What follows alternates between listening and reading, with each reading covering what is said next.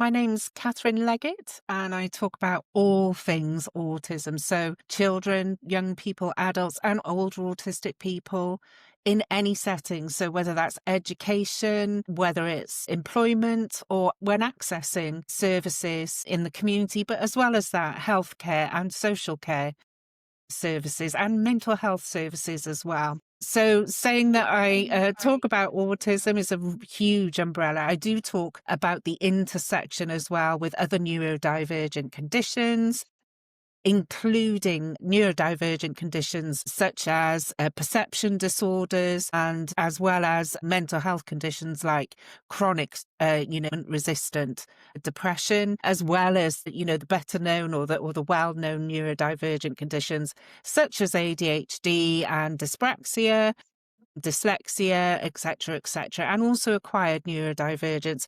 Also the intersection as well with socioeconomic background, health conditions, things like hypermobility, and as well race and culture, gender, sexuality. So saying I talk about autism, it's a lot more complex than that. So taking a very holistic view.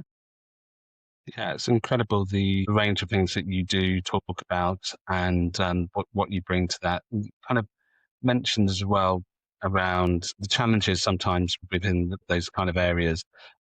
Speakers Collective is all about challenging stigma and discrimination. Is there a particular moment and time that where you've seen stigma and discrimination or experienced it yourself?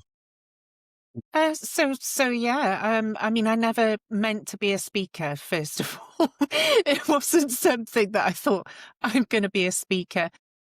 What I was intent on, because I'm autistic myself, and it was very shortly before my formal diagnosis. I'd known for 15 years before that. I came from an engineering background. I was an engineer for a long time, quite stereotypical.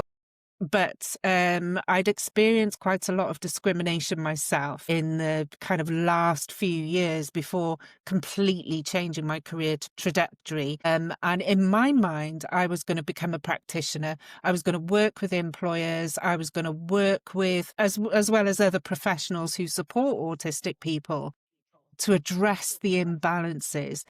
I'd gone through, most of the discrimination and the this sort of really outdated views of what autism is and isn't, that everybody that I supported as a practitioner, had gone through. So the early years of my career was quite difficult, actually coming to terms with my own discrimination. I knew that I couldn't do it anymore, and I wanted to try and change society. I had these very high, kind of lofty ideals what I was going to do. And what it actually turned out to be was on both on a micro scale, but also on that macro. So the micro scale was the one-to-one work that I did with individuals, and it could be their boss or their employer or a healthcare professional, and really making massive difference on that very, very small level with one individual. When I realized it, and I was kind of pushed into it, public speaking, I remember the first time, and my boss was kind of encouraging and literally with a foot on my back, pushing me out onto stage. I can't remember what I said. The one thing I do remember is people that contacted me after and said, what you said really resonated, and it really made me think about autistic people in society and what I can do, not just as an individual, but what I can do within my organization. And then I realized that public speaking and the impact that I had, that I never realized I had that in me, was about cultural change and making this huge societal change. So not in the training that I did, because I was a trainer as well, these long sessions where I'm really paying attention to the detail, and it's very, very practical. But public speaking where it's wide, sweeping ideas and acting as a catalyst with the words that you're saying for cultural change, sweeping cultural change. So, I still do the training and all of that, but I got over the years to really see the value of me as a public speaker. Initially, it was there weren't very many lived experience speakers around. Well, I'm saying 10 years ago, by the very nature of the condition autism, it's really hard to find people. There are many more now, but really hard to find people are able to do that kind of public speaking on big stages.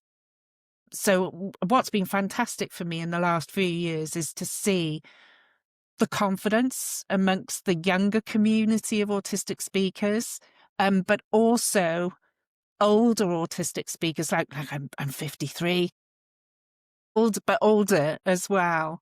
Uh, Really, other people as well looking for that lived experience. So it's been really, really encouraging for me to be able to really develop that side of it. I've always loved training, always loved working as a practitioner, and I still do that. But yeah, on the public speaking as a speaker side, I feel like there's been such a positive shift, and really people not accepting not non-lived experience speakers about subjects anymore. And I think that's right. Yeah, you kind of mentioned the journey, I guess, over the number of years about kind of feeling a bit on your own or the only voice out there to the importance of communities that have kind of grown.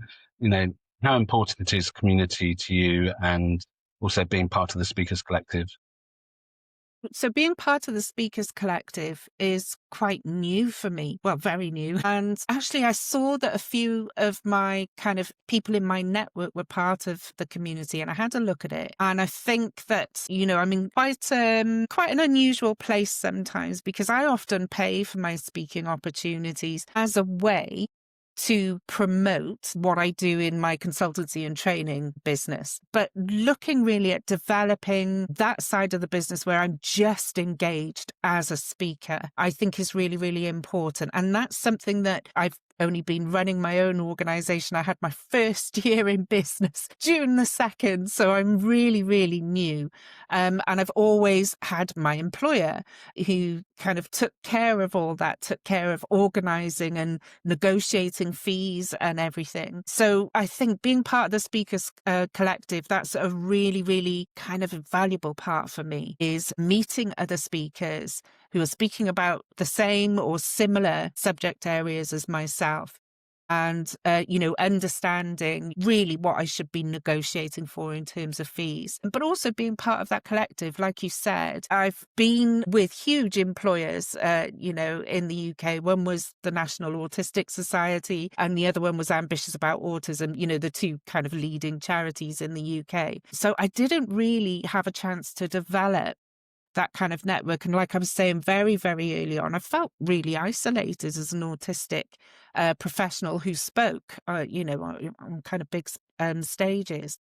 So that's really, really important for me. And I'm really looking forward to already. I went to one meeting, and I think I left early.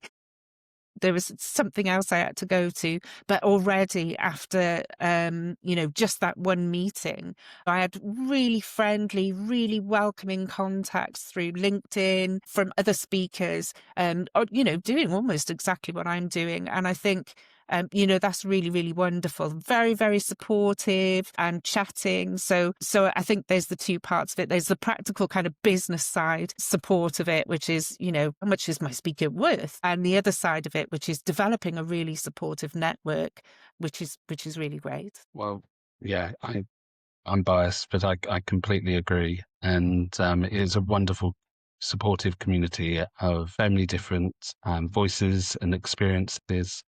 And it's wonderful to have you as part of the Speakers Collective and seeing the work that you're doing to help other people as well. So thank you so much for sharing a little bit of insight into the work that you're doing. And again, we just look forward to seeing more of what you're doing, and as you move into your second year and third year. Thank you very much. Thank you. Thanks.